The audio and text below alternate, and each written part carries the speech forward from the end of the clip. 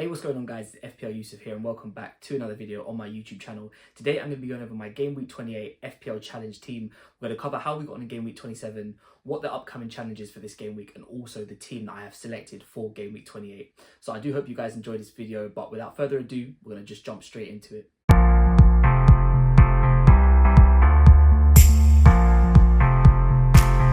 Okay, welcome back guys. Thank you so much for being here with me today on my YouTube channel for another video. Before we get into this one, if you guys wouldn't mind dropping a thumbs up and subscribing down below, it would be greatly appreciated. Okay, let's do a quick little recap on how we got on in Game Week 27. We did get a very small red arrow this week, which after the run we've had over the last 8 or 9 weeks, I can't really complain too much. It actually started off really badly, so we'll start off with Wolves first, as that's who we kind of bet our hedges on. You know, we had Vitor Pereira, we had a double up in defence. It just didn't go to plan, you know. Wolves conceded inside the first minute to Fulham, which kind of, when I saw that goal go in, I just lost all faith in them, and it kind of went downhill from there. So yeah, it was a really bad start. Obviously, you know, Pereira just getting basically nothing, Nori getting 2 points, Cunha with 4. Semedo was a late transfer in. You know, we removed Guardiola for him, which actually gained us an extra point in the grand scheme of things. But you know, he got himself an assist. Obviously, all the Wolves players were getting double points, but it really, for the upside that was there with the potential table bonus, it could have been so much bigger. And when I saw the Fulham lineup that got posted, I was sitting there thinking, right, surely Wolves have got this. They're in good form. You know, they're playing against a second string Fulham side, and yet they conceded first minute, like right as game kicks off, and then they also conceded in the 47th minute after half time. So yeah, very disappointing. However, we did manage to turn it around from then.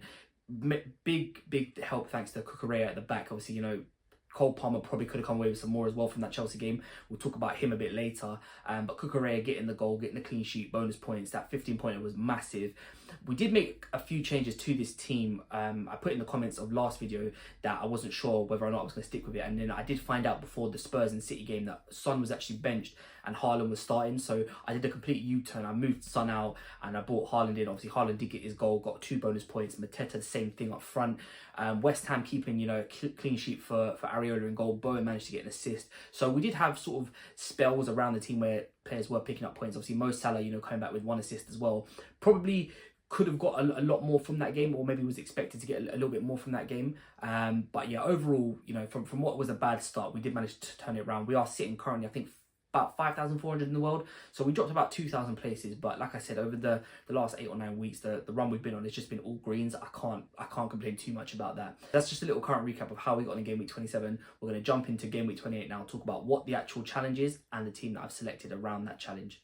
Okay, Game Week 28 is very similar to Game Week 27, but except the only difference is that the players don't get double points this week. It is just the assistant manager. So whichever assistant manager you pick is going to get double points. Now that obviously does make a play for managers with table bonus. But for me personally this week, I'm going safe and I'm going to go all in on Liverpool and Arnie Slot. So as you guys can see on screen now, I've got 5 Liverpool players there, Slot being one of them. We've doubled up in defence with Trent and Alisson. I'm hoping for a clean sheet in that game. You know, they are at home to Southampton. My only worry is that there may be potential rotation. I think they've got a Champions League game around that time. So I am going to keep my eyes peeled on the Liverpool team lineup. Obviously with FPL Challenge, you can make changes up until the actual game kicks off. So yeah, Trent is one that I'm sort of contemplating looking at, just in case he does get a move out. If he is rested and you know, he's not playing the game, I'll just move him back out for if Conor Bradley starts, or maybe a Van Dijk or someone like that. So it's not really too bad. It will be a double up on Liverpool defence. Mo Salah obviously in there, going to have the captaincy armband. There is maybe potential risk that he does get brought off early. I think he will start the game, but there could be,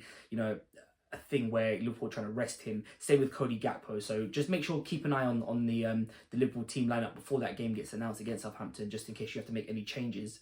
I've also gone big on Chelsea this week as well. So as you can see, the theme of my team is basically targeting all the new promoted sides who have come up. So Cucurella stays, obviously coming off a 15-pointer. I'm not expecting him to do it again, but if he can get a clean sheet, that would be fantastic. We've got double up in midfield. Now, Cole Palmer, I am expecting bigger things from this week. He should have theoretically come away with at least 1 goal, if not 2, maybe an assist last week as well. So that score could have been huge had he had returned like the way he was supposed to. But you know, those things happen, those games happen. Pedro Neto, on the other hand, did return in that game, got a goal, got an assist. I am actually looking at bringing Christopher and Nkunku in as well, and having all 3 of the sort of Chelsea front 3. So if Gakpo doesn't play, maybe that is the move, is to remove Gakpo and bring Nkunku in. But for the time being, we're going to triple up on Chelsea with Palmer, Neto and Cucurella.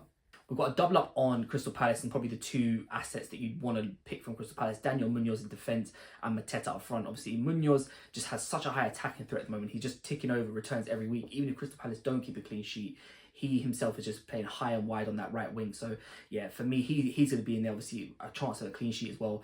And Mateta just carries on doing what he's been doing for the last sort of 5-6 weeks, where he's just scoring every game. So yeah, it just makes sense to have both of them. Like I said, we are sort of targeting the newly promoted sides quite heavily in this game week. The only player that we haven't got that's playing against the newly promoted side is obviously Alexander Isak. Again, it's the same thing as, you know, it's kind of like the Liverpool players, is that we're going to wait and see whether he's fit or not, or whether he's going to start that game, because at the time of recording this video, we haven't got any information about how long his injury is. So we're going to have to wait and see. But for right now, he will be in my team and he will be starting up front for me. Okay, thank you guys so much for watching this video. If you have enjoyed it, please don't forget to drop a thumbs up and subscribe down below. I will be back probably Sunday, Monday with a first look at transfer plans for my main FPL, and then sort of towards the back end of the week with a final team selection ahead of the game week 28 deadline. So I do hope you guys have enjoyed this video. If you have, don't forget to drop a thumbs up and subscribe down below. Thank you so much for all the recent support, by the way, on my channel. I'm closing in on that 100 subscriber mark. I think we're about 6 away now. We had quite a successful weekend with it this weekend. So yeah, just to all of you guys who've been showing support, you know, whether it's liking the video, subscribing, just a massive thank you to you, and I'll catch you guys next time.